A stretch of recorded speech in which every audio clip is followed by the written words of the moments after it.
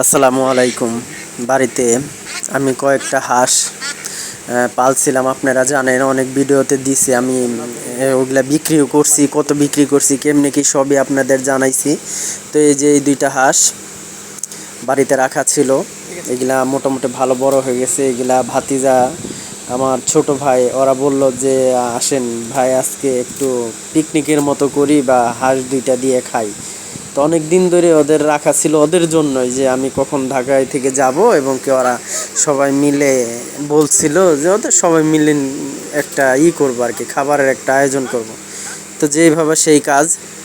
তো এই দেখেন হাঁসের মাংস করা হয়ে গেছে।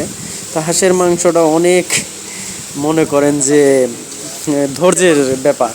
অনেক লোম বা পশম থাকে, এটারে ওয়াশ করতে হয় অনেক ভালোভাবে। তো এই যে চুলায় চড়িয়ে দিছে। আর এটার আরেকটা স্বাদ হইলো আপনার, মনে করেন রান্নার, যা বুঝলাম আর কি খায় মাংসটা খেয়ে।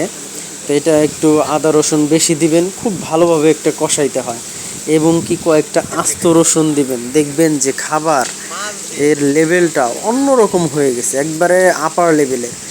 আর হাঁস খুব দেখে কিনবেন আপনারা, তো কারণ বাত্তি হাঁসের একটা স্বাদ নেয়। আমার এটা কচিও না না, মিডিয়াম বাত্তি। ওরা কিন্তু ডিম পারে নাই, কিন্তু ডিম পাড়ার সময় এসে গেছে। হাঁসগুলো পুরো অ্যাডাল্ট। এই হাঁসগুলো খাওয়ার অসাধারণ একটা টেস্ট। তো ছোটো ভাই যে মাংস দেয়া আর রুটি, চাউলের আটার রুটি সাথে, ওরে দেখাইলাম যে বলতো কীরকম হয়েছে। তো ও বলল যে অসাধারণ, একটা মানে অসাধারণ লেভেলের স্বাদ।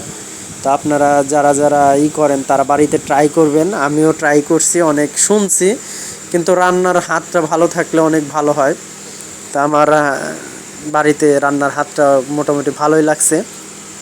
আস্ত রসুন দেওয়া হয়েছে কিছু, আর খাওয়ার লেভেলটা অসাধারণ হয়েছে। আজকে যে লেগ পিসটা খাচ্ছে। ধন্যবাদ সবাই।